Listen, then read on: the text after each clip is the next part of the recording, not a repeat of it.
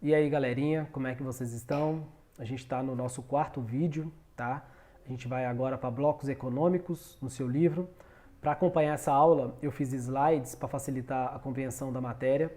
E aí eu preciso que vocês prestem atenção tanto nas páginas do livro, quanto também naquilo que eu estou falando, porque o que está escrito só vai auxiliar aquilo que a gente está estudando, tá?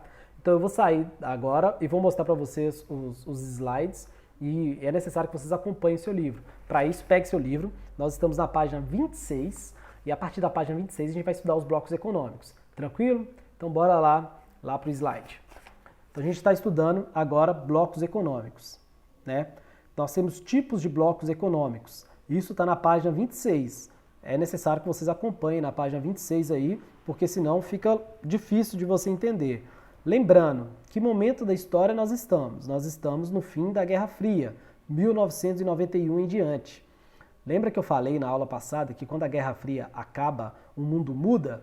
Essa mudança acaba trazendo o que a gente chama de blocos econômicos. Por causa do fim da Guerra Fria, esses blocos econômicos, eles vão ser possíveis ser feitos. Porque se antes nós tínhamos uma bipolarização, ou seja, Estados Unidos e Canadá de um lado, Estados Unidos de um lado e União Soviética do outro, agora nós temos uma multipolarização, a possibilidade então de ter blocos econômicos. E aí o que eu fiz para poder ajudar vocês a estudar? Tá?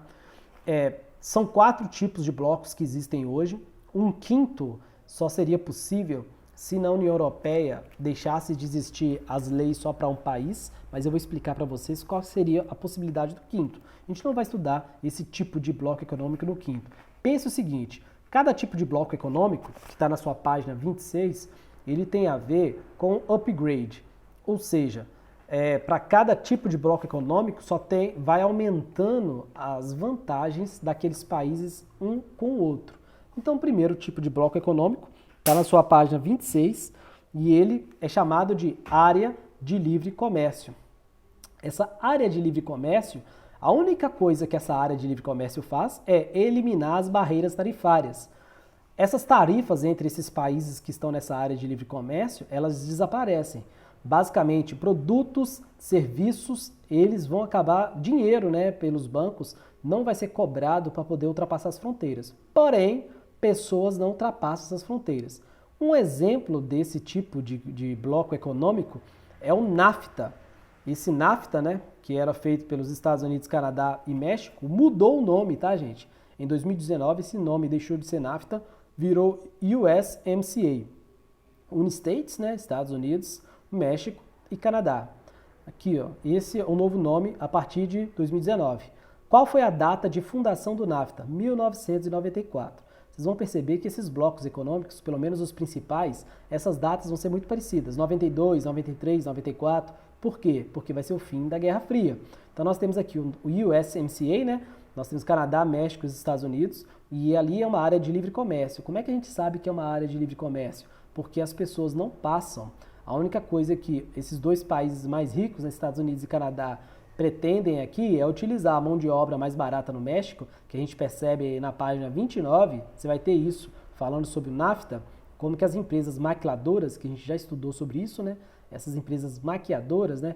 Que elas praticamente finalizam o produto com a mão de obra extremamente barata, perto da fronteira dos Estados Unidos, entre Estados Unidos e México, e manda para os Estados Unidos, já que a área de livre comércio, as empresas estadunidenses e canadenses, elas se aproveitam demais dessa mão de obra barata no México e desses projetos, desse bloco, né, dessa área de livre comércio, para conseguir importar produtos finalizados, né, que foram maquilados ali pela indústria mexicana, pagando sempre mais barato, já que nos Estados Unidos é extremamente mais caro para poder pagar. Então, na página 29, ele vai estar falando sobre o NAFTA, enquanto na página 26, ele vai estar falando sobre a área de livre comércio. Então, quando eu falo tipo de bloco econômico, um desses tipos, dos 4 que existem, um é a área de livre comércio. E um exemplo da área de livre comércio é o NAFTA, que hoje é chamado de USMCA. Tranquilo? Bora para o próximo. Próximo, então, é a União Aduaneira. Isso vai estar na sua página 27. A União Aduaneira, ela é uma área de livre comércio também, assim como o NAFTA, tá? Mas ele tem uma coisa a mais. Ele vai ter uma tarifa externa comum. Como assim? significa que os países que fazem parte desse tipo de bloco, que já é o upgrade, né, ele já é um pouco melhor, ou ele tem mais leis, ele tem alguma coisa a mais para auxiliar na economia desses países que estão juntos, é essa TEC, Tarifa Externa Comum. Os produtos que forem importados pelos países que participam da União Aduaneira, eles serão importados com uma tarifa parecida, uma tarifa comum. Então, por exemplo, se a Alemanha quiser importar, mandar alguns produtos para o Brasil e para a Argentina, que faz parte do Mercosul, porque o Mercosul é um exemplo da União Aduaneira, tanto o Brasil quanto a Argentina vão importar esse produto com uma mesma tarifa.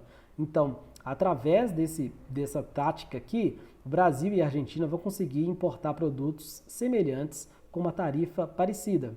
E então essa é a União Aduaneira, além de ser uma área de livre comércio, ou seja, além de ele ter essa falta de barreira tarifária, né? Ele não tem barreira tarifária, ele consegue circular produtos e serviços, eles vão importar produtos com uma tarifa comum entre eles. Tranquilo? Próximo também é o Mercosul. O Mercosul ele participa de dois tipos de blocos, tá? O Mercosul ele participa da União Aduaneira porque ele usa esse tipo de tarifa, mas ele também é um mercado comum porque além de produtos, bens, serviços, como na área de livre comércio lá do NAFTA, né, Estados Unidos, Canadá e México, ele permite pessoas ultrapassarem as fronteiras, ao contrário do que acontece nos Estados Unidos e do México. Então, o Mercosul tanto participa de uma área de livre comum, mas ele é uma união aduaneira também, mas ele também é um mercado comum, porque pessoas ultrapassam essas fronteiras aí. Basta se lembrar agora do Ronaldinho Gaúcho, que foi preso lá no Paraguai, porque ele não precisaria de ter um passaporte para poder passar por essa fronteira. Por quê? Porque o Paraguai e Brasil, aqui ó, Brasil e Paraguai fazem parte do Mercosul. Então, como nós podemos passar com a nossa identidade, a gente consegue ultrapassar a fronteira desses países. E quais são os 4 países principais, ou seja, os países fundadores do Mercosul? Brasil, Argentina, os 2 maiores, Paraguai e Uruguai. Esses 4 é que fundaram o Mercosul lá em 1991. Isso está lá na página 30. Esses 4 países fundam o Mercosul. O Mercosul, então, ele é o terceiro tipo de bloco, né? Um mercado comum. Além de ser uma união aduaneira e uma área de livre comércio, ele é o mercado comum. E aí, alguns países também faziam parte e outros, eles são só membros associados, países que estão em observação. Então, Chile, Colômbia, Equador, as Guianas, né? Guiana, Peru, Suriname, Bolívia e Venezuela, muitos deles eram países associados, tá? Eles não eram membros fundadores, então tem algumas coisas que servem mais para os 4 principais do que para os outros. Aqui você tem asterisco na Venezuela, porque a Venezuela foi expulsa do Mercosul depois de 2013, quando Hugo Chávez, que era o presidente da Venezuela, morreu. Então, Nicolás Maduro assume no lugar da Venezuela, né, assume o posto de presidente, ele vai ser herdeiro da política do Hugo Chávez, e essa disputa por petróleo dos Estados Unidos com a Venezuela, entre a China e a Rússia, vai fazer então o isolamento da Venezuela, não só no Brasil, não só no Mercosul, mas no mundo. Então a crise venezuelana está muito ligada à questão do petróleo na região. E por isso esse asterisco, porque ela foi expulsa, tá? A Venezuela vai ser expulsa do Mercosul por causa dessa crise depois de 2013. Então isso vai estar lá na página 30, tá? Na página 30 você está falando do Mercosul, mas na página 27 está te mostrando o que é um mercado comum. E o mercado comum, um exemplo desse mercado comum é o Mercosul. Tranquilo, né, pessoal? Bola para frente. Próximo, então, é a União Europeia, o símbolo da União Europeia. Nós temos aí uma União Política, Econômica e Monetária. Esse é o nome do outro tipo de bloco. Ele é superior ao que a gente acabou de ver, que é o mercado comum.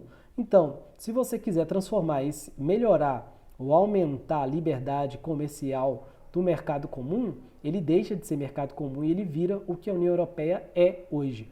A União Europeia é hoje, então, na página 27, está te mostrando isso, uma área livre, tanto de mercadoria, tanto de serviço como pessoas, mas também nós temos uma união política, ou seja, países que participam da União Europeia têm que eleger políticos que vão fazer leis para a União Europeia, para todos os países da União Europeia.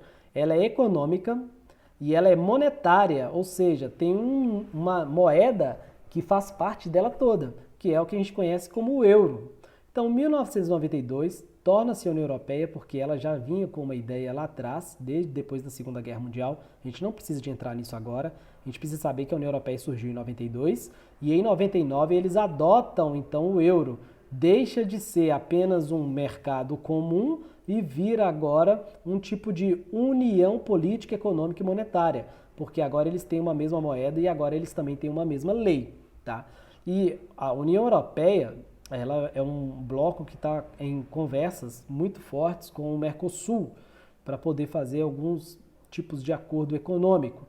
Porém, nós temos algumas crises. Se lá no Mercosul nós tivemos a crise da Venezuela, aqui na União Europeia nós temos duas crises. A primeira é a crise dos refugiados, que a gente já conhece, por causa da guerra na Síria, guerra no Afeganistão, refugiados vindo da África, tá? Porque a Europa dominou muitos países da África, então tem essa ligação. Por exemplo, a França com a Argélia, né, tem essa ligação.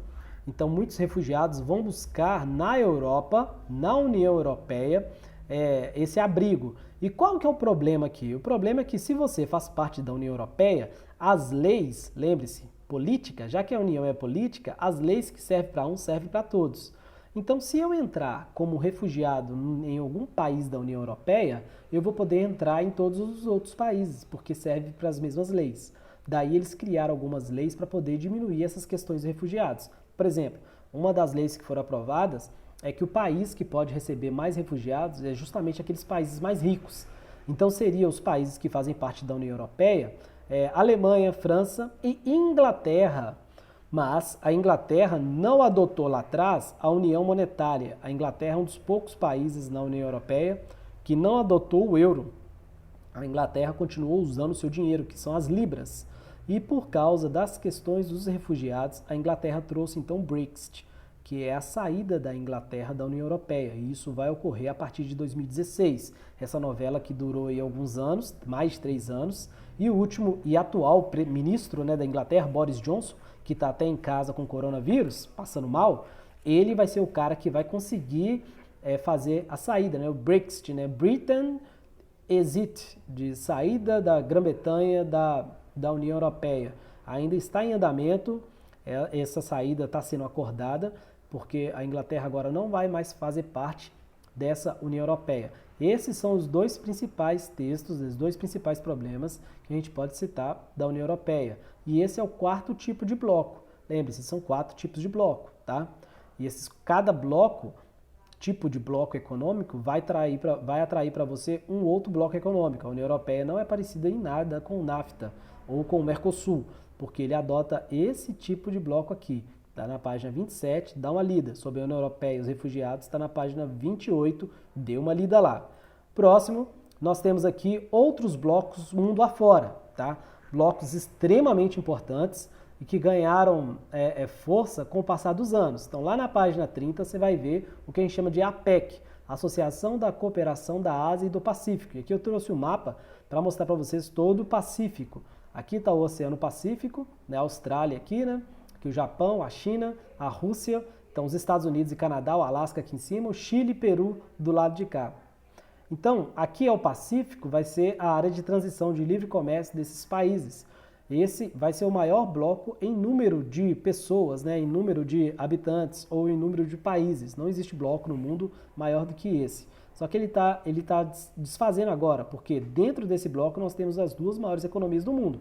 Nós temos a China em segundo lugar, nós temos os Estados Unidos em primeiro lugar. E esses 2 blocos, esses 2 países, basicamente faz com que a PEC gire, tá? Através da ideia de acabar com as barreiras tarifárias entre esses países que participam. Então facilita o comércio também por causa do Pacífico, tá? O Brasil não faz parte, né? Ele está mais ligado ao Pacífico, até porque seria muito difícil do Brasil ter um comércio sem precisar ou do canal do Panamá, né, que os Estados Unidos construiu aqui para poder passar os navios, ou se construísse alguma passagem para o Chile aqui, ó, por causa das montanhas. Então, um dos motivos que facilita os países do Pacífico participarem da APEC é exatamente o fato de estar voltados para o Pacífico, né? Os Estados Unidos têm a costa no Pacífico, aqui onde fica Los Angeles, fica São Francisco, facilita com a China, né? Hong Kong, Taiwan, né? Mianmar e outros países aqui, Indonésia. Então aqui nós temos a APEC, ok? Próximo bloco, nós temos aqui esse SADC, que é a Comunidade de Desenvolvimento da África Austral, né? África aqui, ó, subsaariana, lógico que não são todos os países, mas os principais aqui é a África do Sul, tá? Esse bloco ele não tem grande força, exatamente porque, primeiro, estão tentando criar um bloco que ocupe agora toda a África, e segundo, porque os desenvolvimentos desses países são muito diferentes. Se você pegar a África do Sul, que participa dos países emergentes do mundo, a diferença entre ele e qualquer outro país aqui, que faz fronteira com ele, é muito grande.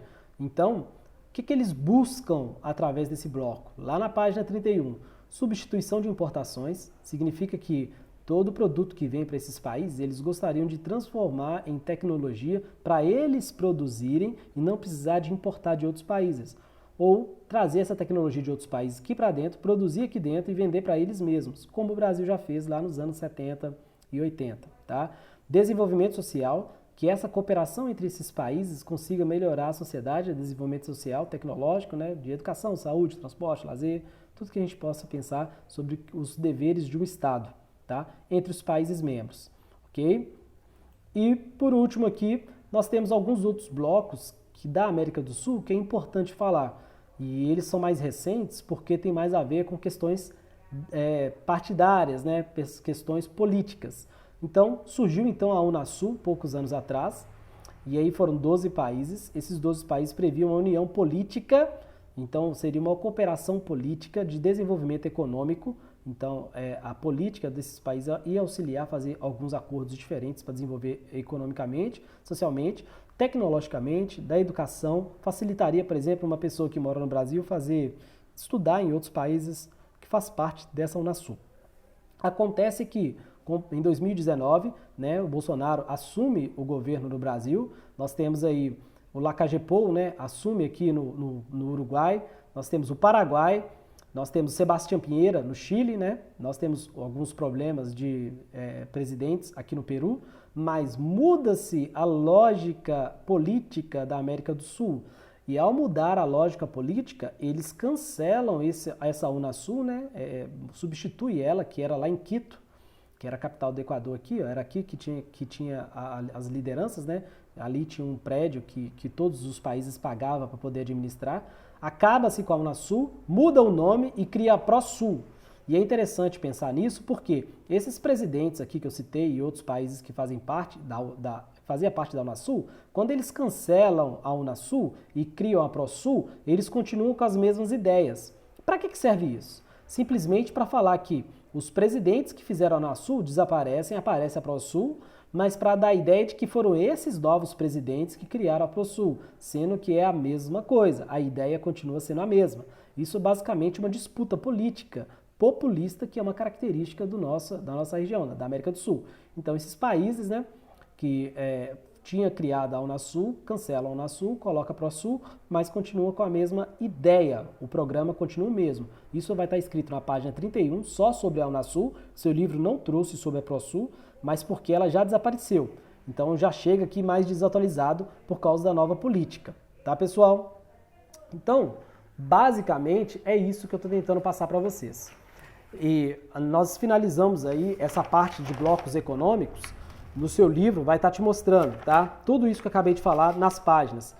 Todos eles. É necessário que vocês peguem o seu livro e dê uma lida, tá? Aqui é o Unasul, falando sobre a Unasul, ver quais são os principais pontos de cada um.